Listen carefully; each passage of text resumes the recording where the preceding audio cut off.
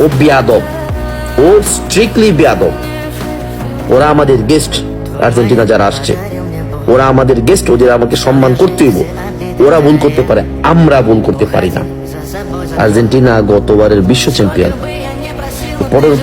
বড় আমরা যাই করি না কেন, গতবারের বিশ্ব চ্যাম্পিয়ন আর্জেন্টিনা। তাদের একটা পার্সোনালিটি আছে বা ইগো আছে, থাকতেই পারে। তো আপনি ছেলেটাকে পড়ে যাওয়ার পরে তার পাশার মধ্যে একটা লাথি দিচ্ছেন, এরপরে যখন সুযোগ পাইছেন আরেকজন আইসে এরপরে এটা ঘুষি দিচ্ছেন, সারা দুনিয়া দেখতেছে এটা।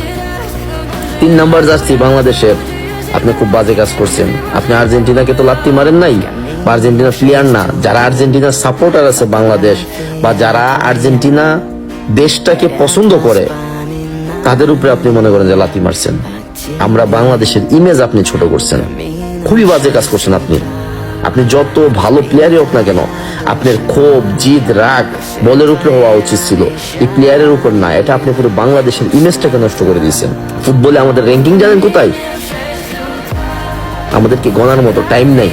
হ্যাঁ, আমরা খালি একটাই আছি, আমরা ফুটবল নিয়ে নাচানাচি করতে পারি, কিন্তু ইন্টারন্যাশনালি আমাদের কোথাও কোনো একটা চেয়ার নাই বসার মতো।